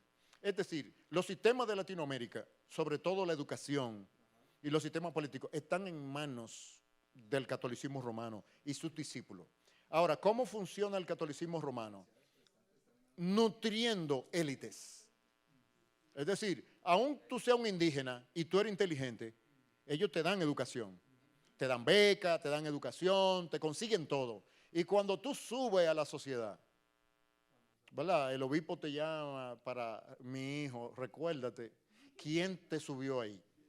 Ahora que tú llegaste a ser ministro de finanzas, acuérdate, te mandó saludo el padre tal, ¿te acuerdas cuando tú estabas estudiando el bachillerato? Te mandó saludo el rector de la Universidad de Georgetown, gobernada por los jesuitas. ¿Te acuerdas? Te mandó saludo a propósito. Ahora que tú eres ministro de Relaciones Exteriores, ahora que tú eres ministro de Finanzas. Así es como tienen. O sea que toda esa élite sabe que le debe haber subido a ellos, porque sin ellos no sube. Entonces, quien mantiene el control del ascenso social y económico en nuestras naciones es el mismo poder colonial que refleja la mentalidad europea de la Edad Media. El Evangelio no ha podido romper eso porque se necesita el rompecabezas completo. A nosotros nos llegó de las 100 piezas del rompecabezas, a lo mejor 70 piezas. Pero esas 30 eran una clave porque el rompecabezas funciona completo. Si no, sirve para que las personas se reconcilien espiritualmente con Jesucristo y sigan pasando hambre. Bueno, ¿es esa la voluntad de Dios? Eso no es el discipulado de las naciones. Entonces, eso nosotros tenemos que reestructurarlo. Y para reestructurarlo necesitamos predicar y discipular con un evangelio completo. Eso tiene implicaciones para la estructura de la iglesia y para la proyección de la iglesia en la comunidad. Sí. Profesor, en los 3 días se han hecho preguntas donde parece que nos hace ruido cuando decimos que la iglesia debe ser luz y sal. Porque cuando decimos iglesia, en las preguntas que se han dicho, la idea pervive de que pensamos en la estructura. En la institución. En la institución. Que la institución se va a empoderar en las esferas y va a venir una transformación porque llevan la cosmovisión teísta. Pero estamos pensando en la institución. Quisiera que nos ayudara a distinguir, a discriminar lo que significa uno y lo que significa otra y cuál es lo que realmente dice la cosmovisión teísta. Ok, sí, perfecto. Aquí yo quiero usar una ilustración. Por ejemplo, cuando un militar entra a las Fuerzas Armadas y tú eres su superior y tú le dices, cuando tú uses tu arma, mantén el seguro puesto. ¿Cuántas veces tú crees que a un militar se le va a decir eso? La próxima vez que el oficial lo encuentre sin el seguro puesto de su arma, lo mete en la cárcel. Entonces, vamos a decir como discípulo de DNA, entiéndase bien que cada vez que hablamos de iglesia, hablamos de las personas, de la comunidad, no de la institución, ¿verdad? Como en los glosarios de los libros. En este libro la palabra tal tiene este significado. En nuestros estudios de DNA, la iglesia es la comunidad de creyentes. Entonces debemos hacer esa corrección, buscar como en Word, donde quiera que aparezca esa palabra, y sustituir iglesia por iglesia en las personas, no iglesia en la institución, ciertamente. Pero es difícil salirse de los paradigmas, porque el paradigma es como un hábito que tú adquiriste. Es como cuando tú te rompiste una pierna, te pusieron un yeso, duraste 3 meses. Tú, cuando te quitan el yeso, sigue cojeando. El yeso no está ahí, pero sigue cojeando porque ya el cuerpo se habituó a andar cojo. Entonces, en DNA hemos quitado el yeso, estamos tratando del cristianismo dualista, pero todavía cuando caminamos seguimos cojeando porque está en nuestra mente. No entendemos claro la iglesia en las personas. ¿Por qué? Porque nuestras iglesias todavía no funcionan así. Y tienen que haber cambios estructurales. Si no se cambian y se modifican las estructuras de gobierno de iglesia y de manera de enseñar de iglesia, entonces lo que estamos aquí es rociándole a usted un spray que cuando ustedes se bañen se le va a quitar. y van a volver otra vez a estar igual. Entonces, obviamente, todo lo que estamos hablando tiene implicaciones, lo que pasa es que no podemos enumerarlas todas, pero cada quien tiene que pedirle a Dios que le guíe a los cambios que tiene que hacer, porque el vino nuevo del reino de Dios no cabe en los odres viejos de la iglesia evangélica en Latinoamérica, no cabe. Y si tratamos de entrarlo, los va a romper. Así es. Si ustedes le enseñan los principios de la cosmovisión bíblica y el reino de Dios a su gente y mantienen las mismas estructuras, ustedes lo que están es desbaratando sus iglesias. Así que como líderes tienen que estar claros que es pasar por una reconfiguración para que la iglesia local responda al modelo del reino y forme personas en consecuencia que vean el reino modelado en su comunidad de fe, no afuera, no es haciendo proyectos semilla, en la comunidad de fe tienen que verse esos principios aplicados y eso tiene mucho que ver con los sistemas de gobierno de iglesia. O sea que cada uno tiene que revisar los sistemas de gobierno de iglesia y los que pertenecen a concilios van a tener serios problemas porque van a tener que hacer análisis muy profundo y tomar decisiones muy profundas, porque los concilios son clubes cerrados con difícil penetración para los cambios. Muy bien. Sí. Bueno, allá. Ajá. Sí, con todo gusto. Sí. Como no hay quien modere, entonces Bueno, la pareja allí. Roseli tiene una pregunta y luego viene para acá. Bueno, lo que pasa es que mejor terminemos esa zona y viene para acá. Sí, ok. No, la solución de eso es que alguien se ofrezca como voluntario. Yo me ofrezco. Pregunta para ser el moderador. Okay. Yo me ofrezco como moderador. Asintiendo a lo que estamos hablando, evidentemente estamos en un tiempo histórico, profético, y nosotros debemos de tener la humildad de saber que hay una asignación profética de parte de Dios con todos y cada uno de nosotros. Ese es el punto. Nos vendieron un evangelio completamente errado, tergiversado, equivocado, pero no hay que lamentarse de eso, porque ya está establecido que aunque tinieblas y oscuridad, ignominia reinen en la tierra, sobre nosotros ha amanecido Cristo y será vista la gloria del Señor. Ahora, ¿cómo opera todo este proceso para que realmente nosotros estemos haciendo lo que nos corresponde? Tiene que haber una renovación del entendimiento. Es importante que eso lo podamos tener ahí presente. Hemos entendido de manera equivocada. Renovamos el entendimiento por medio del conocimiento del Señor y entenderemos. Él nos abrirá el entendimiento y nos ayudará a entender las cosas en una dimensión distinta. Y mirando esto, entonces, ¿cómo opera? El Señor lo dijo a través de diferentes parábolas y entre ellas la parábola de la semilla, que dice que un sembrador sembró la semilla, es la acción, el sembrador sembró la semilla y después de que ella empezó a crecer, aunque es una semilla pequeña que se rechaza, se menosprecia, se subestima, una vez que ocurrió la acción, ella empezó a crecer y cuando empezó a crecer se veía endeble, se veía débil. Nosotros estamos en ese nivel. Somos la mofa de mucha gente porque la gente subestima lo que el mensaje del reino, el mensaje del Señor produce en nosotros. Pero dice que después de que ha crecido, produce o se conlleva una transformación. De hortaliza pasó a ser un árbol. Y una vez que se convierte en ese árbol, que es una estructura firme, vienen las aves de los cielos y hacen nido en ellas. Produce confianza, produce seguridad. El mensaje del reino de Cristo, el evangelio del reino de Cristo es certero, veraz, seguro y trae transformación. Gracias. Sí, a Roseli.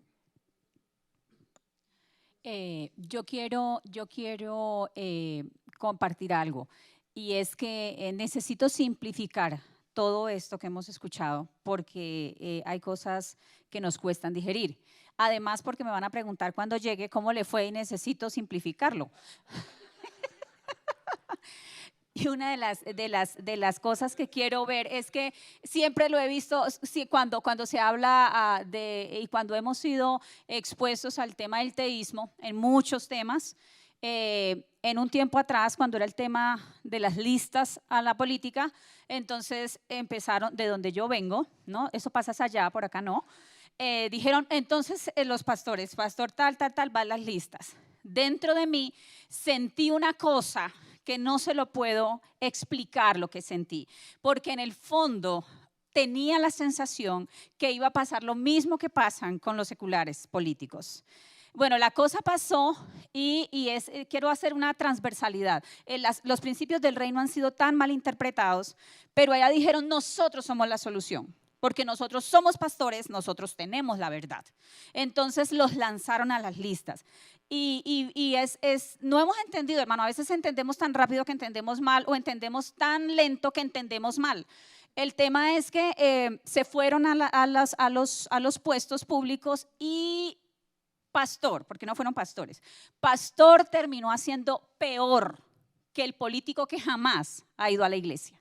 Vergonzoso. Los que adoptaron con confianza a apoyarlo, pues que fuimos todos, pero después dimos no, ahorita están más incrédulos de cuando empezaron. Imagínense que ya había escepticismo de apoyar en la política cristianos, pero como era el pastor, ahorita sí lo vamos a hacer.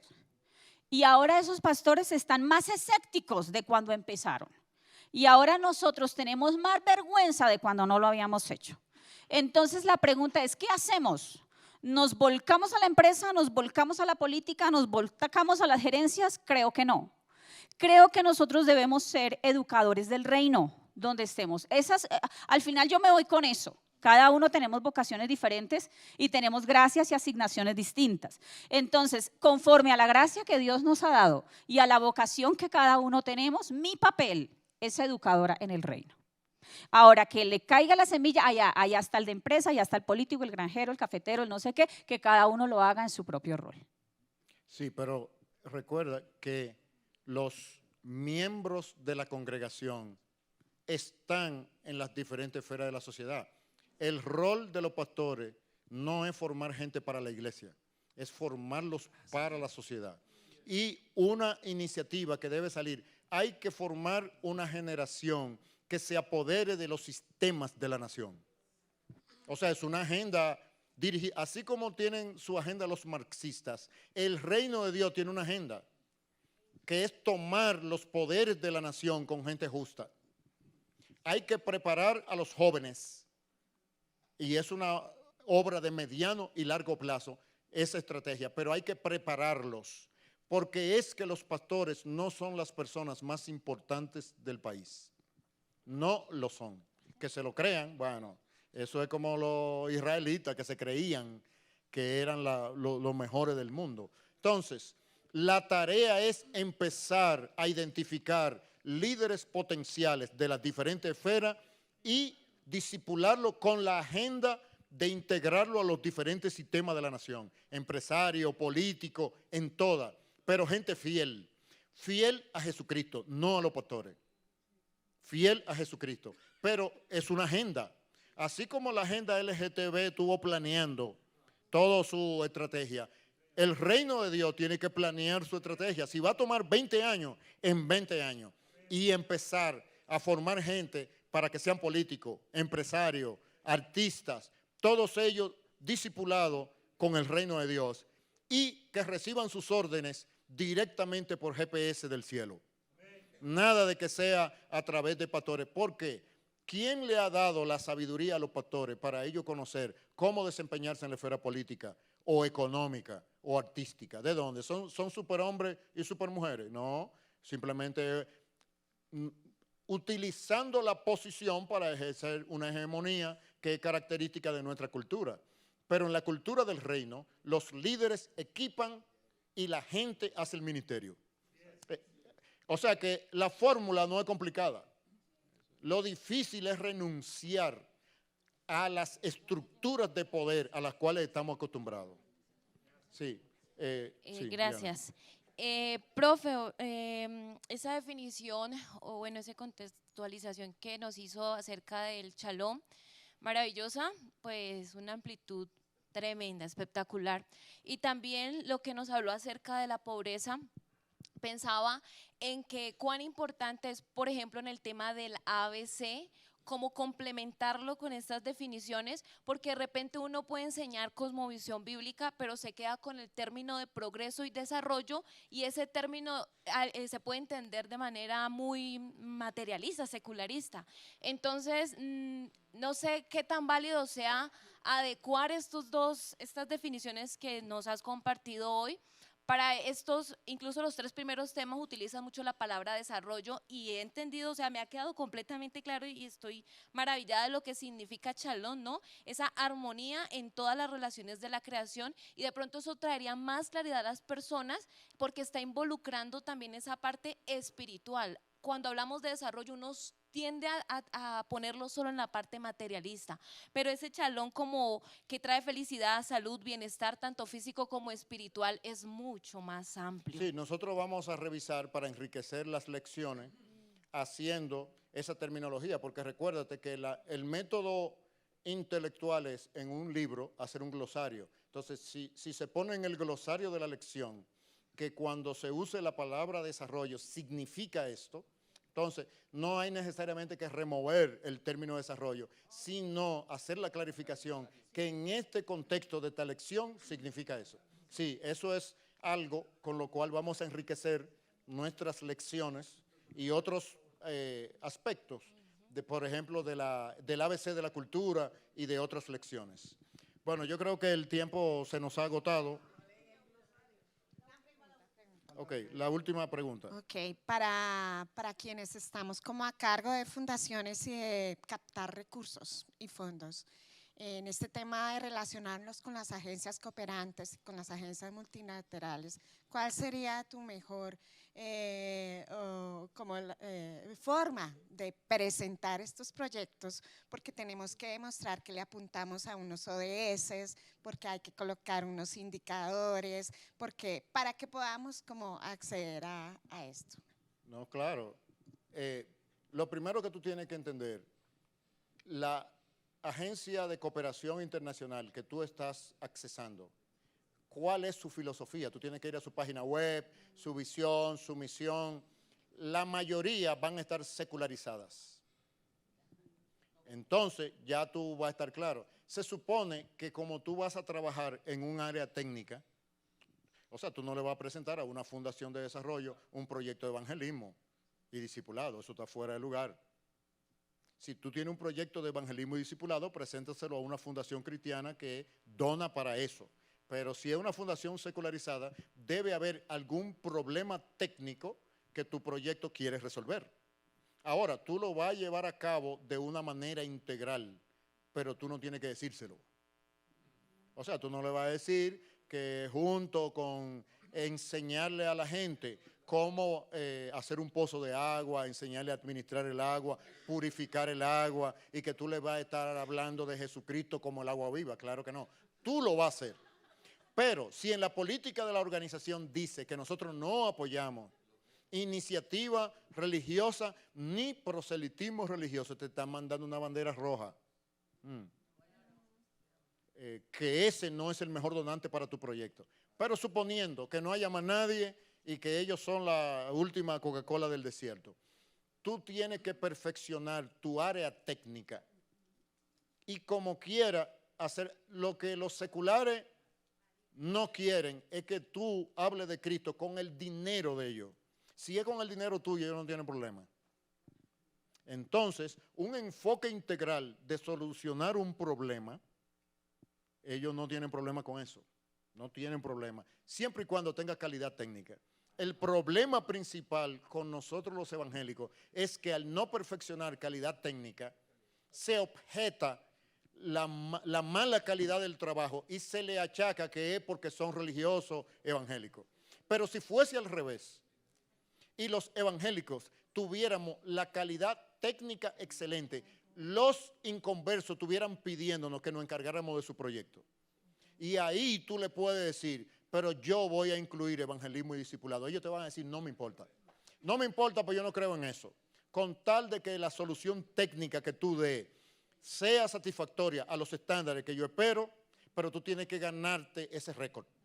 Tienes que ganártelo a través del trabajo, no de palabra. Es decir, hacer proyectos efectivos en las áreas técnicas que demuestran que la sabiduría del reino de Dios está contigo. El producto sale tan bueno que ellos lo quieren. Entonces, cuando ellos lo quieran, tú estás en la posición de decirle, mira, by the way, nosotros tenemos una filosofía de trabajo que es la que nos permite tener este desempeño excelente. Ellos te van a decir, no me importa, porque ellos lo que quieren es adelantar su portafolio de donaciones y proyectos. Entonces, sintetizando, tú estudias bien el donante. Hay donantes que no vale la pena, porque tú te estás metiendo lo que son, sobre todo, los donantes gubernamentales, como el gobierno de Estados Unidos, ya tiene cláusula muy clara de que el dinero de ellos no puede utilizarse para proselitismo religioso. Eso no quiere decir que tú no puedes usar, sino que en tu presupuesto, tus actividades, tú tienes que separarlas muy bien de qué fondo las estás financiando. Y tú tienes que buscar otros donantes que te donen para las actividades explícitamente. Pero ¿qué nosotros sabemos? Todo debe ser hecho con la perspectiva del reino de Dios. O sea que aún la que tú hagas para ellos, para los seculares, implícitamente tú lo vas a hacer con los métodos del reino. Que ellos no quieran que tú hables del evangelio, pues lo vivo. Ya, al que te diga, no hable del evangelio. Ok, bien, yo soy un empleado, el jefe me dijo que no hable del evangelio. ¿Qué debo hacer? Vivir el evangelio. Lo estoy comunicando, pero no lo estoy hablando.